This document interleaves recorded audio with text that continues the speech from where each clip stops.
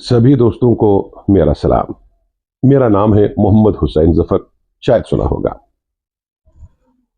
आज रेडियो का आलमी दिन मनाया जा रहा है। कल से दो तीन दोस्तों की तरफ से मुझे फ़ोन आए कि वो चाहते थे इस पर एक स्टोरी की जाए। मैंने माजरत के साथ इनकार किया, लेकिन फिर ख्याल आया कि मेरा अपना भी एक सर्कल है, इस मौजू पर उनसे बात क्यों न की जाए। अब मामला ये है कि रेडियो का आलमी दिन है। आप गूगल करेंगे तो आपको सब कुछ पता चलेगा, रेडियो कैसे आया, कहाँ से आया, पहले क्या क्या था। तो मैं ज़रा आदमी अलग मिजाज का हूँ, सोचा कि कुछ अलग बात की जाए। पहले आप radio medium wave, short wave पे सुना करते थे, अब तो ज़्यादा एफएम है। मेरी नज़र में रेडियो के कुछ वाकयात जो है वो आपसे बयान करना चाहूँगा। दिलचस्पी की हैं तो आपको शायद मज़ा आएगा। अ, अगर हम अपने रेडियो कश्मीर की बात करें, जिसे आप आकाशवाणी कहते हैं, मैं यहाँ आया हूँ जब मैं बच्चा था। तो मुझे लगता है उस हिसाब से मैं सबसे सीनियर यहाँ पे हूँ, क्योंकि मैं बच्चों के प्रोग्राम में आता था और मैंने कभी फिर आना नहीं छोड़ा। और मेरा सिलसिला आज की डेट तक जो है वो रेडियो के साथ जुड़ा हुआ है। हमारे यहाँ पुराने ज़माने में वादी की आवाज़ प्रोग्राम हुआ करता था, आपने ज़रूर सुना होगा।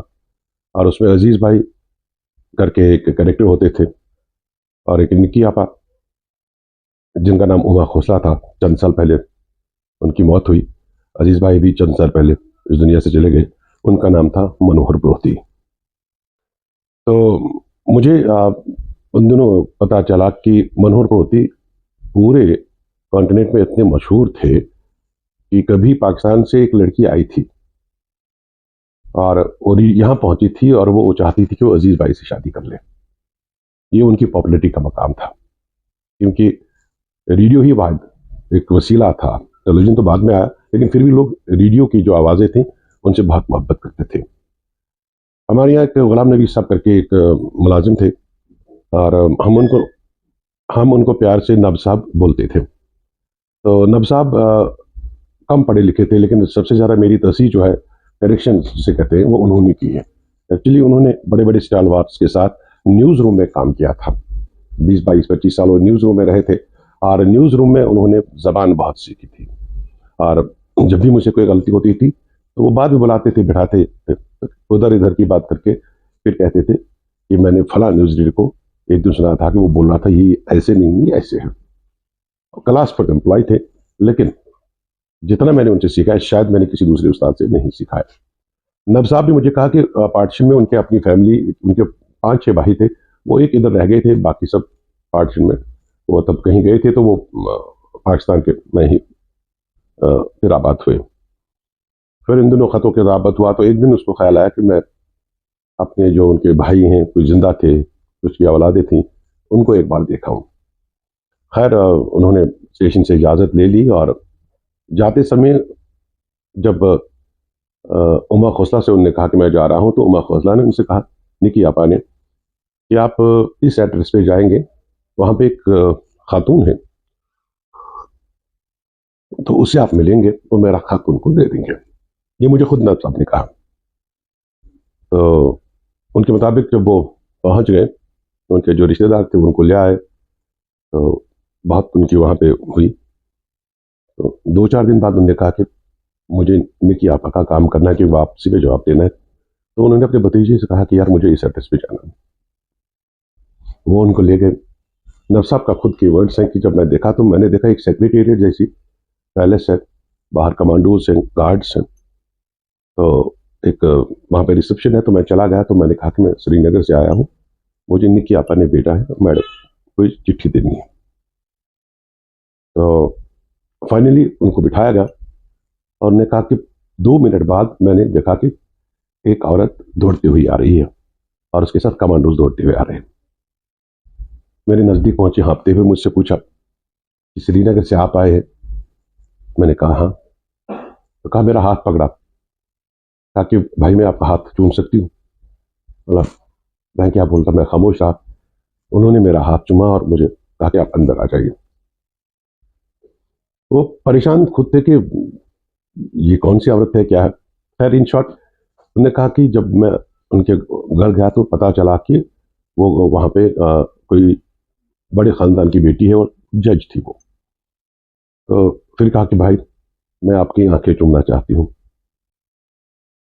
क्योंकि इन आंखों ने निक्की को देखा है। बोला, मैं रोने लगा। और उसके बाद कहा कि सामान कहाँ है? मैंने कहा कि इस तरह है, मेरे भाई हैं यहाँ पे। उन्होंने कहा वो सवाल ही पैदा नहीं होता, आपको कम से कम 15 दिन मेरा मेहमान रहना है, क्योंकि आप निकी के यहाँ काम करते हैं। बोला, मैं हाथ जोड़ते हुए रोते हुए, मैंने कहा कि नहीं मेरे पास टाइम कम है, हुआ है। बोला, रोते रोते मैंने अपनी जान छुड़ाई उनसे, और फिर उन्होंने वहां से कोई खत दिया, कुछ गिफ्ट दिए।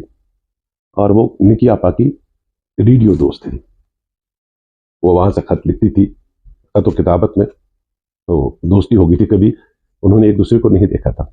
And Nabsa was the only communication जो उनको जाहिरी तौर उनसे मिला। और नब साहब की उन्हें बड़ी खातिर तवाज़ा खाना वाना खिलाया, उनको भी कुछ गिफ्ट दे दिए थे। तो ये है रेडियो का कमाल। आजकल के ज़माने में लोग समझते हैं कि रेडियो क्या है जी, रिडेंडेंट है, ख़त्म हो चुका है, लेकिन ऐसा नहीं है। आज भी लोग सुनते हैं। और पुराने ज़माने में तो मतलब अगर आपकी आवाज़ रेडियो पे जाती है तो आप तो दिलीप कुमार से कम नहीं है। और रेडियो की जो मशहूर आवाज़ें, मशहूर कैरेक्टर्स जो रहे हैं, चाहे वो फिर जून डब के हों, जून डब का इस्माल हमारा अशोक काक हो, नईमा जी हो, बशीर आरिफ साहब हो, नज़ीर लाल, या और भी बहुत सारे लोग। तो ये रेडियो का ही कमाल था और ये आवाज़ों का रिश्ता था। मैंने खुद देखा है कि पता नहीं कजाकिस्तान, तुर्कमेनिस्तान, कहाँ कहाँ से लोग खत लिखते थे रेडियो को, और फिर फरमाइशें करते थे। बहुत सारे लोगों के साथ राब्ते बने रहे। बाद में तो हालात की वजह से उन लोगों को राब्ते जो है उनको मुनक़ता करना पड़े। और न सिर्फ कश्मीर बल्कि नॉर्थ इंडिया में भी रेडियो रेडियो कश्मीर की मैं बात कर रहा हूँ, बहुत सुनते थे लोग। और कई लोगों से मेरा भी रिश्ता पड़ा है, जिनसे ताल्लुकात हुए हैं तो रेडियो की वजह से। और ये था कि रेडियो वाला अगर है तो इंटेलिजेंट होगा, अगर बात करेगा तो सही बोलेगा। रेडियो वाला अगर 7:30 बजे भी कह दे कि शाम के 7 बजे हैं, तो लोग अपनी घड़ियाँ चेक करेंगे कि इसमें कुछ तावन पड़ गया है, बैटरी खत्म हो गई। वो ये नहीं कभी सोचेंगे कि रेडियो वाले ने गलत बता दिया। ये जो है रेडियो की इमेज और रेडियो की जो लोगों के जहन में एक तरह के रेपुटेशन है। इसी तरह बहुत सारी चीज़ें हैं, मतलब अगर मैं कह दूं तो 1 आध घंटा लग जाएगा ये रेडियो पे बात करते हुए। अब एक और बात, मैंने पीछे भी एक सोशल मीडिया पे एक छोटा सा वीडियो डाला था अपने के पियानो का, आपको फिर मैं वो उसके विजुअल्स दिखाने की कोशिश करूंगा। तो कहते हैं कि एक अंग्रेज 50s के आसपास की बात है, वो कश्मीर आया था रहने के लिए। तब वो आते थे, महीनों सालों रहते थे।